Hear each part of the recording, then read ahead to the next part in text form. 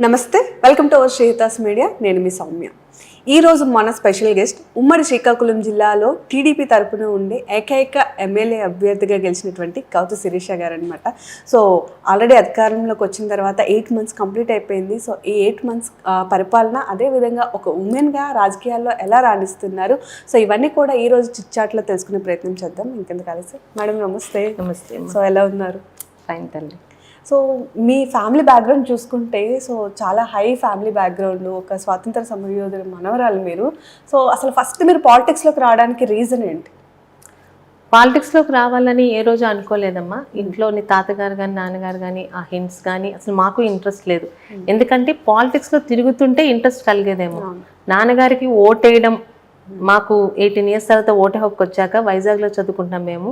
నాన్నగారికి ఓటేయడం తప్పితే ఏ రోజు వాళ్ళ క్యాంపెయినింగ్లో కానీ అసలు మండలాలు, మున్సిపాలిటీలు ఏమీ తెలిసే ఛాన్స్ లేదు. సో ఏ రోజు ఐడియా లేదు. అయితే అనుకోకుండా లచ్చన్ గారి లెక్స్ని కంటిన్యూ చేయడానికి నాన్నగారి తర్వాత కూడా రావాలి అని చంద్రబాబు నాయుడు గారు అనడం, దానికి నా అత్తగారి ఇల్లు, మా అత్తగారు వాళ్ళు, నా హస్బెండ్ కూడా మేము సహకరిస్తానడం నేను రావడం జరిగింది తప్పితే నా ఫ్యామిలీ కానీ మేము కానీ ఏ రోజు అనుకోలేదు. అనుకుంటుంటే మీరు అన్నట్టు ఈనాటి రాజకీయ కుటుంబాల్లో వారసుల్లాగా ఫాదర్స్ పదవుల్లో ఉండగానే స్టూడెంట్ లైఫ్ నుంచే వచ్చేవాళ్ళం. ఆ రోజు ఎప్పుడు ఆ థాట్ లేదు. సో అంటే వారసత్వ రాజకీయాల కోసం అయితే రాలేదు అని చెప్తారు, బట్ సిచ్యువేషన్ డిమాండ్ చేసింది కాబట్టి వచ్చానంట. సిచ్యువేషన్ డిమాండ్ చేస్తే రావడం జరిగింది. తర్వాత only one inspiration is Chandrababu Naidu గారు. నిజంగా రాజకీయాలు, అధికారము, డబ్బు, పదవుల గురించి అయితే ఆయన చెయ్యని పదవులు లేవు, ఆయన అనుభవించిన అధికారం లేదు. ఆయన కుటుంబ పరంగా, వ్యాపార పరంగా హీఈస్ వెల్ సెటిల్డ్. కానీ 24 గంటలు అట్ ద ఏజ్ ఆఫ్ 70లో కూడా ఆయన నా పదవు, నా రాష్ట్రం ఆంధ్రాని టాప్లో పెడతానని భవిష్యత్ తరాల గురించి ఆయన చేస్తున్న తపన, ఓకే వర్క్ చేస్తే ఇట్లాంటి విజనరీ లీడర్తో చేయాలి, ఆ ఛాన్స్ నాకు అనుకోకుండా వచ్చింది అన్న ఇన్స్పిరేషన్తో ముందుకు వెళ్ళాను. సో మనం చూసుకున్నట్టయితే ఏ రంగంలో అయినా సరే, మీరు ఒక ఉమెన్గా ఉన్నారు కాబట్టి స్పెసిఫిక్గా అడుగుతున్నాను. సో ఏ రంగంలో అయినా సరే ఉమెన్ బయటకు వచ్చింది గడప దాటి అంటే చాలా వరకు క్యారెక్టర్ అసాసినేషన్ చేస్తారు. సో యాజ్ ఏ ఉమెన్గా, యాజ్ ఏ పొలిటీషియన్గా మీరు ఎప్పుడైనా ఇలాంటివి ఎదుర్కొన్నారు? పలాసాలను ఎదుర్కొన్నాను, ఇంకెక్కడ ఎదుర్కోలేదమ్మా.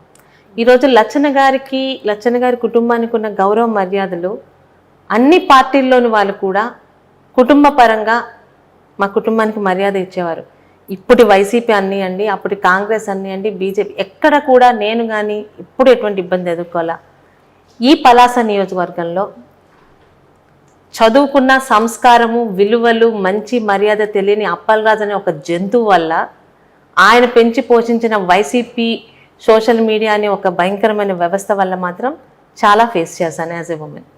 సో ఇద్దరు హైలీ ఎడ్యుకేటెడ్స్ మేడం. ఈ నియోజకవర్గానికి వచ్చేసరికి ఎదర్ మీరు కానివ్వండి లేదా అప్పలరాజు కానివ్వండి, సో ఆయన ఒక డాక్టరు, మీరు ఒక MBA చేశారు, సో పోస్ట్ గ్రాడ్యుయేషన్. సో ఎందుకని ఈ కల్చర్ వచ్చింది అంటారు? ఎందుకు ఎంత ఇది? హైలీ ఎడ్యుకేటెడ్ అందరూ మంచిగా ఉండాలని రూల్ ఏం లేదు. కానీ ఆ పెంపకం అన్నది మనిషి ప్రభుత్వం ఒకటి ఉంటుంది. అయితే పుట్టుకతో రావాలి లేదా తల్లిదండ్రుల పెంపకంలో రావాలి. మరి ఆయనకి ఆ రెండిట్లో ఎక్కడ ఇబ్బంది అయిందో తెలియదు. నాకు అపోజిషన్గా ఒక డాక్టర్ని అనౌన్స్ చేశారన్నప్పుడు చాలా హ్యాపీ ఫీల్ అయ్యాను. ఒక డిగ్నిఫైడ్ ఫైట్ ఉంటుంది బికాస్ ఈజ్ ఏ డాక్టర్ అని. కానీ ఒక 1 weekలోనే హీఈస్ చదువుకే డాక్టర్ తప్పితే మనిషి కాదు, పశువు కన్నా హీనం.